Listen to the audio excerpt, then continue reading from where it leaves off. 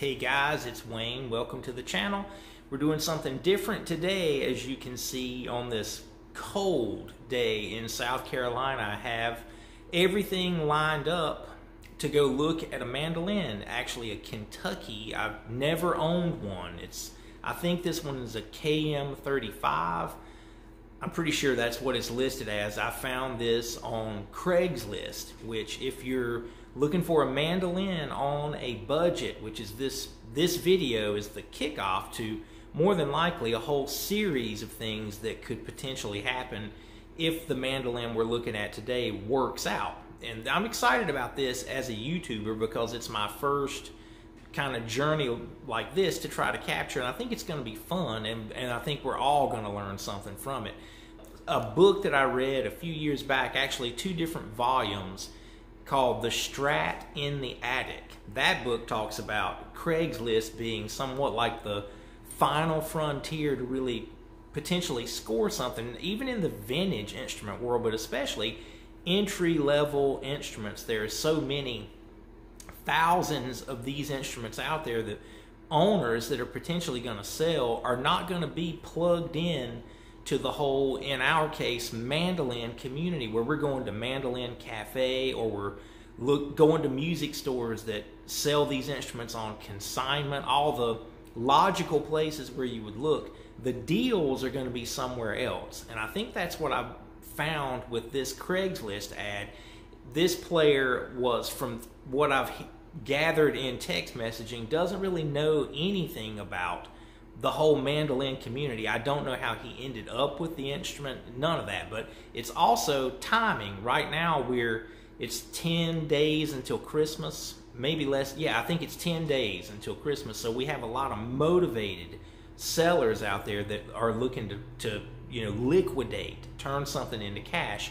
He's asking already below the other prices that I see on this model, and I'm not even sure about the whole KM35.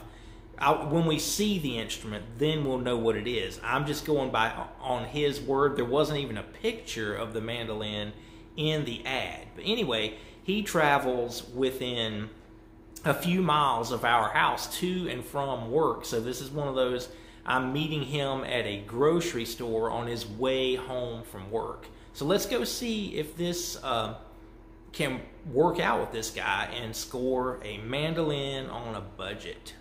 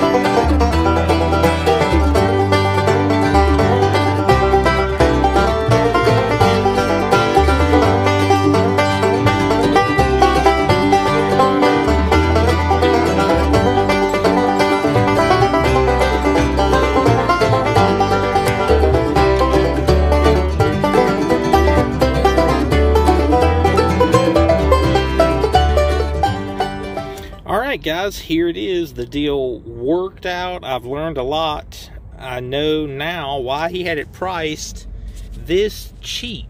The tailpiece, if you can see here, I've got it sitting in the back of my SUV.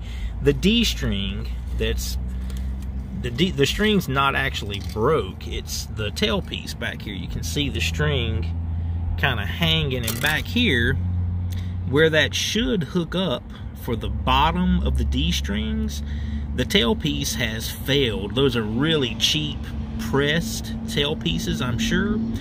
And the one for the bottom E string even looks a little bit compromised as well. And there's no E string on the mandolin. It looks like at some point they were going to try to put strings on here. There is a set of J74s, which I used to use for years. It says Ricky Skaggs picks this set. I don't remember that being on the strings for quite some time. So I think this thing's been in someone's, was in his closet. The fella that I bought this from had never heard of Sam Bush or Bill Monroe. I asked him how he got into mandolin, and he asked me if I'd ever heard of a band called Nickel Creek, and I said I sure have.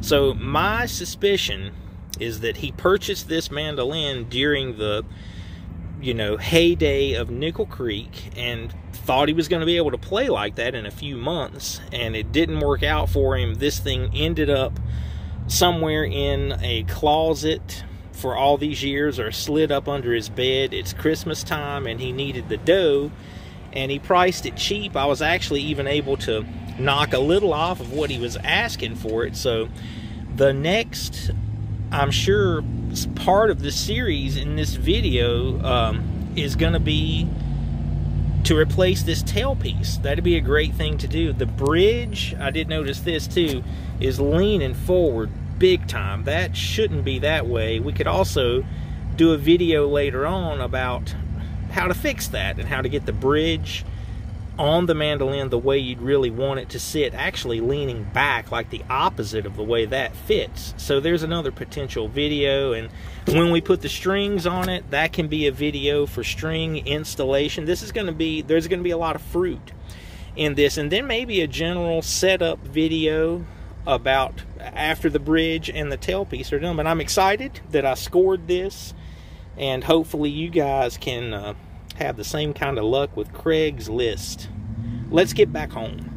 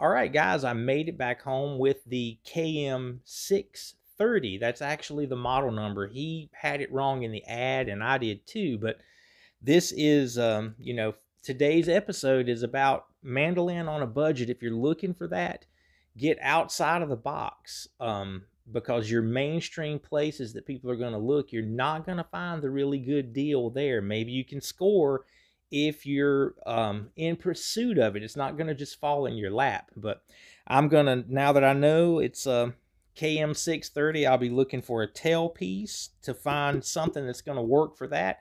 And that can be part 2 of our journey, would be the installation of that. So you guys stay tuned.